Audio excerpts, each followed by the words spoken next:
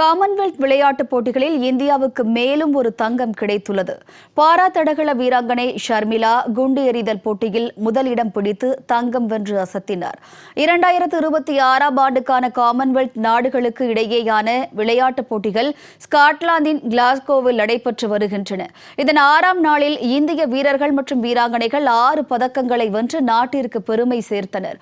மகளிருக்கான 57 எடைப்பிரிவு குண்டு எறிதல் போட்டியில் இந்திய பாரா தடகள வீராங்கனை ஷர்மிளா தங்கப் பதக்கத்தை கைப்பற்றியுள்ளார். இதேபோல் வெள்ளிப் பதக்கம், வெண்கலப் பதக்கம் என மேலும் 5 பதக்கங்கள் இந்தியா வசமாக்கின. இதன் மூலம் பதக்கப்பட்டியலில் இந்தியா 2 தங்கம், 5 வெள்ளி, 3 வெண்கலம் என மொத்தம் 10 பதக்கங்களுடன் 7ஆம் இடத்திற்கு முன்னேறியது.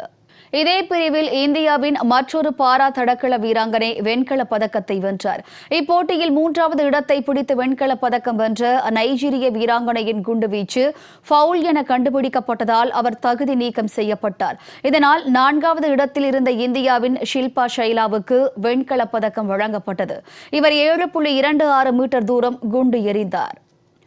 ஆண்களுக்கான பளுதூக்குதல் விளையாட்டில் இந்திய வீரர் வல்லூரி அஜய்பாபு வெள்ளிப் பதக்கத்தை வசமாக்கினார். 79 கிலோ எடைப்பிரிவில் கலந்து கொண்ட அவர் ஸ்நாட்ச் பிரிவில் 149 கிலோவும், கிளீன் அண்ட் ஜெர்க் பிரிவில் 181 கிலோவும் என ஒட்டுமொத்தமாக 330 கிலோ எடையை தூக்கி அசத்தினார். வெறும் 1 கிலோ எடை வித்தியாசத்தில் தங்கப்பதக்க வாய்ப்பை மிக நூல் இழையில் தவறவிட்டார். ஆண்களுக்கான உயரம் தாண்டுதல் விளையாட்டில் இந்தியாவின் தேசிய சாதனை வீரர் சர்வேஷ் அனில் குஷாரே வெள்ளிப் பதக்கத்தை கைப்பற்றினார். 2.25 மீட்டர் உயரத்தை தாண்டி பதக்கம் வென்றதன் மூலம் காமன்வெல்த் விளையாட்டுப் போட்டிகளில் உயரம் தாண்டுதலில் வெள்ளிப் பதக்கம் வென்ற முதல் இந்தியர் என்ற சாதனையையும் சர்வேஷ் அனில் குஷாரே படைத்தார். இந்தியாவின் பளுதூக்குதல் வீராங்கனை பிந்தியா ராணி தேவி வெண்கலப் பதக்கம் வென்றார்.